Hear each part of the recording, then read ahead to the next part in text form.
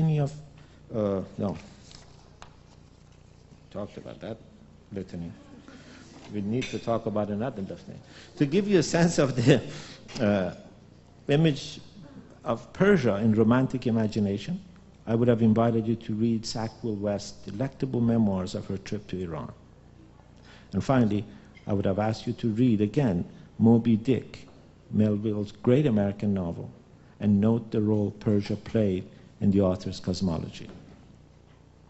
Each of the recipients of these scholarships tonight, each generous contributor who makes this lofty and noble enterprise possible, every one of the ladies whose vision has led to the creation of the Iranian Federated Women's Club, and whose tenacity and perseverance has brought it to its current state of inspiring success, is an Ahab, fighting not to be revenged on the behemoth of the sea, but to seek the best of a great and glorious tradition. Needless to say, what I have offered tonight has been a highly selective series of images from a long and complicated history. Consciousness of such peaks must not turn us into self-deluded and self-satisfied addicts of our past glory, oblivious to our country's all too many lapses into despotism. From the Chagari troop, bent on literally cannibalizing their foes, to despots that blinded the male population of a whole city, Persia has had more than her fair share of historic calamities.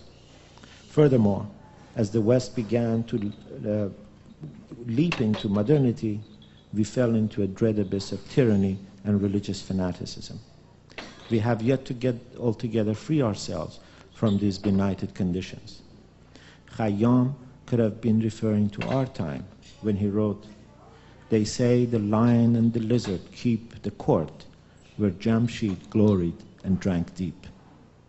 Maybe on nights like these, however, we are allowed to only dwell on the glories of our past.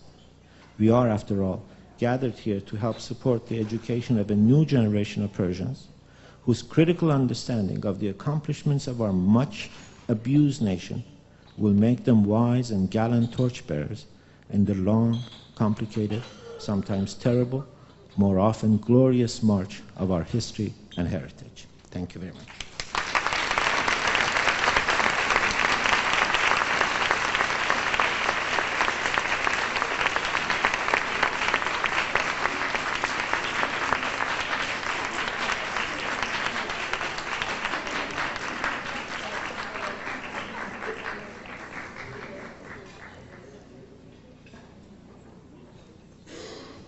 And now a word from your sponsor, the Iranian Federated Women's Club. Dr. Milani has kindly had 50 of, so a couple have been bought, so less than 50 of these beautiful hand-bound version of the talk he just gave, which every Iranian must have on their bookshelf. And if you will be supportive of this wonderful, wonderful program and contribute extra, you may have a copy of this. Where are they available, Fariba? Right outside.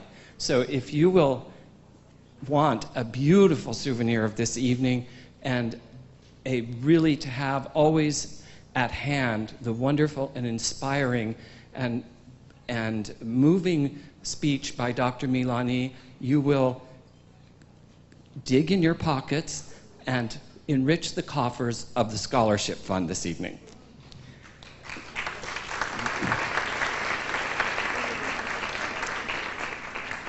We are very pressed for time. I am